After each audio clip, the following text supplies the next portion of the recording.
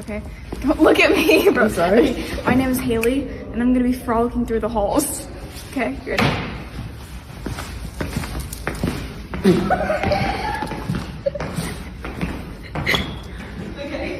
Hi, Hailey. Hi, Dad.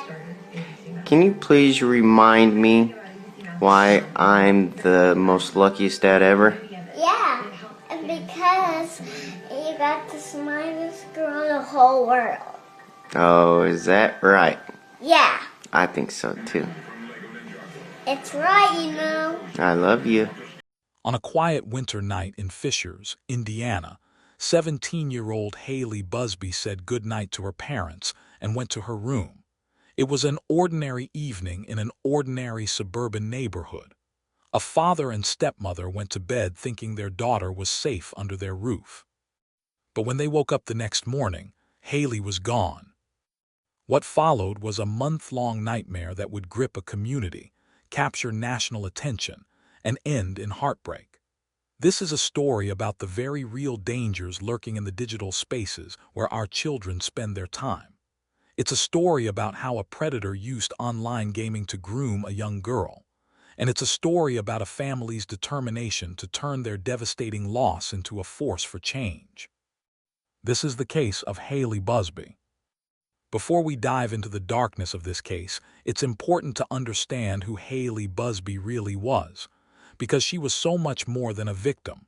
She was a daughter, a sister, a student, a friend, and a young woman with dreams for her future.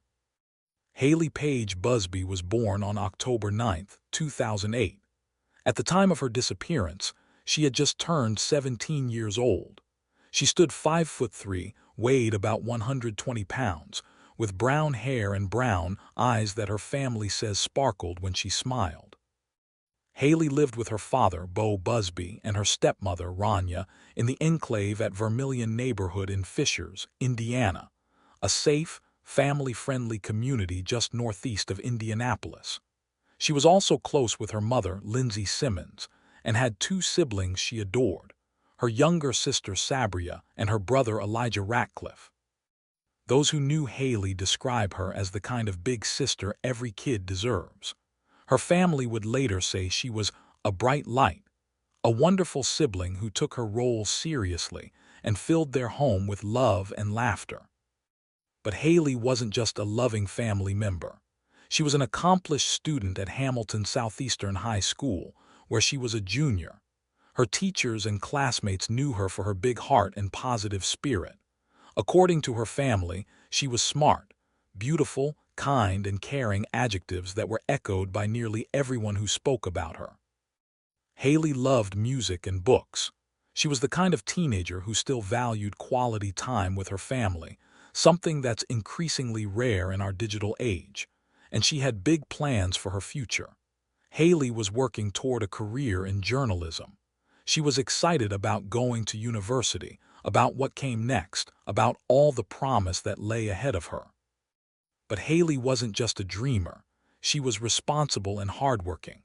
She maintained good grades while working part-time as a server at the Kitchen on Main, a restaurant in nearby Fortville. Her employers and coworkers described her as dependable, the kind of employee who showed up on time and did her job with a smile. In a statement released after her death, Fishers Mayor Scott Fadness shared what Hailey's family wanted people to know about her. She was a bright light in the family. She was a wonderful big sister. She had a tremendous promise and hope, and she was an incredible human being. This was Hailey Buzbee, a normal teenager living a normal life in Middle America. And that's what makes what happened to her so chilling. Because if it could happen to Hailey in a loving home, in a safe neighborhood, surrounded by people who cared about her, it could happen to anyone. Sunday, January 5th, 2026 started like any other day for the Buzbee family. Hailey spent time at home with her parents and sister. There was no indication that anything was wrong. No argument. No warning signs. Nothing to suggest that this would be the last normal day they would ever share with Hailey. Around 10 p.m. that night, Bo and Rania said goodnight to their daughter. Hailey went to her room. Her parents went to bed, believing, as any parent would, that their daughter was safe in her bedroom just down the hall. But sometime that night, or in the early morning hours of January 6th, Hailey Buzbee left her home, and she didn't leave a note. When Bo and Rania woke up the next morning and found Hailey's room empty, they immediately knew something was wrong. This wasn't like Hailey. She didn't do things like this. They called her phone, no answer. The last location ping from her cell phone was at their home address. The phone itself was missing, its whereabouts unknown. What they discovered was even more troubling. Hailey had left behind many of the items she would need to survive on her own. It appeared, as Bo would later tell Dateline NBC, that she intended to leave her entire life behind. But she had taken almost nothing with her that would help her do that successfully. Bo and Rania didn't hesitate. They immediately contacted the Fishers Police Department to report their daughter missing. In an interview with Dateline, Bo Buzbee would later say, "It just really caught us off guard. We didn't really see her as being in a place where this was even a remote, slight chance of a possibility."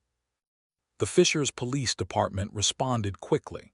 Officers arrived at the Buzbee home on January 6th and began their investigation. They started with the assumption that Hailey had run away, a teenager who left voluntarily in the middle of the night. And technically, that's what the evidence suggested.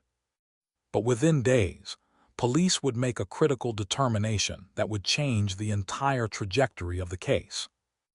On January 19th, the Fishers Police Department released a statement on their Facebook page. Hailey left her house willingly and with a plan, which categorized her as a runaway.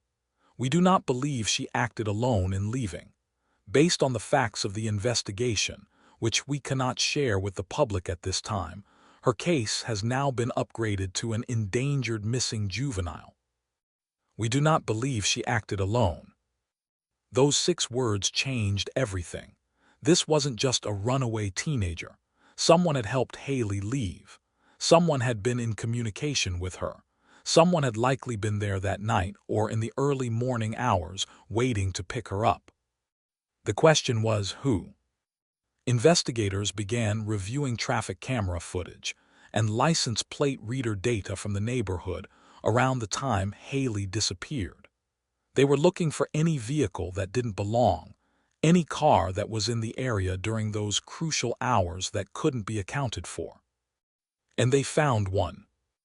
An unknown vehicle had been in the enclave at Vermilion neighborhood the night Hailey went missing. Using advanced traffic monitoring technology, investigators were able to track this vehicle. They identified its owner, and when they did, the investigation took on a terrifying new dimension. The vehicle was registered to a 39-year-old man named Tyler Nike Thomas, and he didn't live in Indiana. He lived in Columbus, Ohio, over 100 miles away.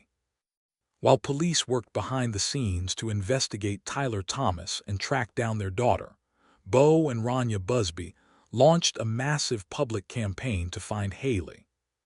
They printed thousands of flyers with Hailey's photo and distributed them across central Indiana. They plastered social media with her picture, using the hashtag #FindHaileyBuzbee. They gave interviews to local news stations, to Dateline NBC, to anyone who would help spread the word. And the community responded. The people of Fishers, Indiana rallied around the Buzbee family in a way that restored faith in humanity. Neighbors who had never met the family joined the search effort. Pink ribbons, Hailey's favorite color, began appearing on homes and businesses throughout the community. Local residents shared Hailey's information on their own social media accounts, exponentially increasing the reach of the search. Carol Faye Pell, a Fishers resident who lived in the same neighborhood as the Buzbees but had never met them before Hailey's disappearance, told reporters, "The community is all grieving with them, obviously in a different way. Her family has been inspiring in their love for their children and the strength they are showing. We are trying to find ways to show our support with the pink ribbons and lights." Hamilton Southeastern High School, Hailey's school, sent messages to families acknowledging that the situation may feel unsettling for students and families. They encouraged parents to talk to their children and reassure them that law enforcement and the community were actively working to locate Hailey. The story went national. Dateline NBC featured Hailey's case in their Missing in America series. Tips poured in from across the country. For weeks, the Buzbee family held onto hope that their daughter would be found safe. On social media, they posted a heartbreaking message directly to Hailey. "Hailey, if you are reading this, please know how deeply loved you are.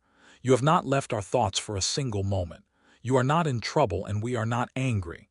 The only thing that matters to us is knowing you are safe. We can face anything together. We miss you so much, everything feels incomplete without you. Love, Dad, Rania, and Lil Sis." But as the days turned into weeks, and as investigators dug deeper into the evidence they were uncovering, the hope of finding Hailey alive was fading. Because police had discovered something terrible. Within days of Hailey's disappearance, Fisher's Police Department investigators made contact with Tyler Thomas in Ohio. And in those initial conversations, Thomas admitted something crucial. He had picked Hailey Buzbee up at her home on the night of January 5th or early morning of January 6th. According to Fisher's Police Chief E. Gebhardt, Thomas claimed he had driven Hailey to Ohio, but then dropped her off on the side of the road somewhere in the western part of the state. He said he left her there and drove away. If this story were true, Hailey could still be alive somewhere in Ohio, trying to find her way or perhaps being helped by someone else. But investigators didn't believe Thomas's story, and they were about to prove it was a lie. Working with the FBI, Indiana State Police, Columbus Police Department, and multiple Ohio law enforcement agencies, investigators obtained search warrants for Thomas's home at 900 Hunter Avenue in Columbus, and for the vehicle he had allegedly used to pick up Hailey. On January 21st, 2026, those search warrants were executed. What they found was damning. Digital devices were seized from Thomas's home: phones, computers, tablets. Forensic analysts began the painstaking work of extracting data from these devices, and what they uncovered painted a horrifying picture of what had really happened to Hailey Buzbee. The devices contained sexually oriented photographs and videos of Hailey. Evidence suggested that Thomas had created this material while Hailey was with him.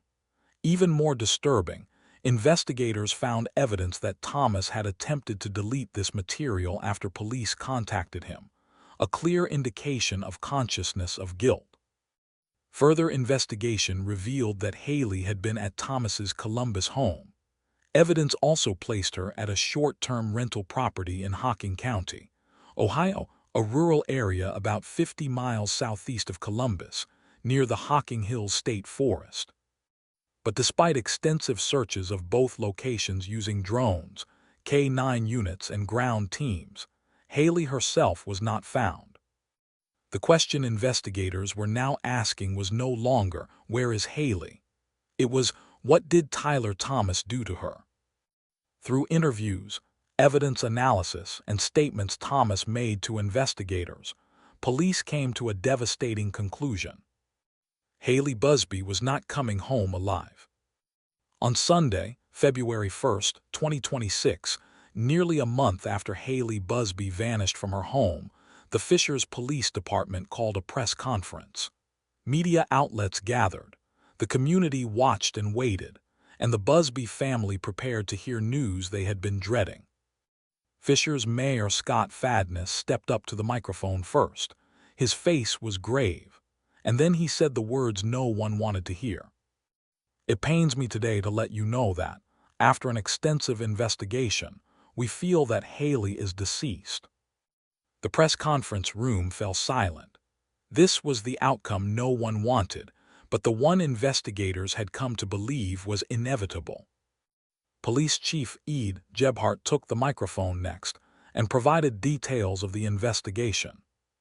We made contact with him in Ohio, and he admitted to picking Hailey up at her home. He told us that he dropped her off on the side of the road in western Ohio. However, through continued investigation, his initial story was determined to be untrue. Chief Gebhardt explained that evidence collected from Thomas's home, his vehicle, and the short-term rental property confirmed that Hailey had been at these locations. Forensic analysis of digital evidence, combined with statements Thomas made to investigators, led police to conclude that Hailey had died within just days of being picked up on January 5th. The investigation, Gebhardt said, had now turned into recovery only. The focus was no longer on finding Hailey alive. It was on finding her remains and bringing her home to her family. But Mayor Fadness also shared something else at that press conference. He had spent the morning with the Buzbee family, and he wanted to share their message with the community. Their wishes were truly to express what an incredible human being Hailey was. She was a bright light in the family. She was a wonderful big sister. She had a tremendous amount of promise and hope. She was excited about moving on to university, and she was an incredible human being. Timothy O'Malley, the FBI's special agent in charge for Indianapolis, spoke next. His message was simple but powerful. This is truly a heartbreaking outcome. The FBI is committed to pursuing justice and holding those who are responsible for Hailey Buzbee's death accountable. At the time of this press conference, Tyler Thomas was already in custody at the Franklin County Jail in Columbus, Ohio. He had been arrested on January 31st, the day before the press conference. But he had not been charged with murder. Instead, Thomas faced 2 felony charges: pandering sexually oriented material involving a minor, tampering with evidence. These charges were based on the sexual images and videos found on his devices, and evidence that he attempted to delete this material during the investigation. The day after the press conference, on February 3rd, Thomas appeared in Franklin County Court for his initial hearing. A judge set his bond at $1.5 million cash surety, essentially ensuring he would remain behind bars. But the question everyone was asking was, where is Hailey? The day after the devastating press conference, Tyler Thomas's attorney, Sam Shamansky, made an announcement that brought both closure and renewed heartbreak to the Buzbee family. Tyler Thomas had agreed to cooperate with law enforcement, and he was going to show them where Hailey's body was located. On Saturday afternoon, February 1st, and continuing into Sunday, February 2nd, Thomas, accompanied by his attorney and law enforcement officials from multiple agencies, led investigators to Perry County, Ohio.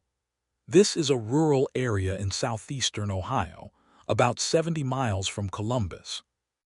There, in a wooded area, Tyler Thomas directed them to the spot where he said he had buried Hailey Buzbee. Law enforcement worked through the evening and into the night, and they recovered what they believed to be Hailey's remains. Attorney Sam Shamansky addressed the media outside the courthouse.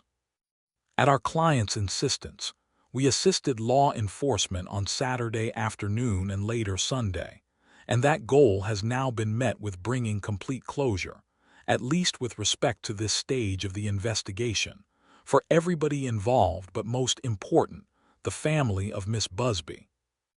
Thank you for watching this episode of Missing Persons File Uncovered.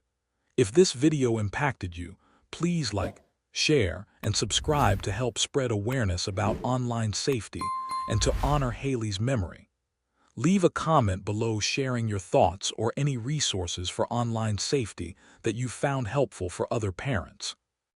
Remember, Hailey's story doesn't have to be repeated, but only if we all commit to being more vigilant, more educated, and more willing to have difficult conversations with our children.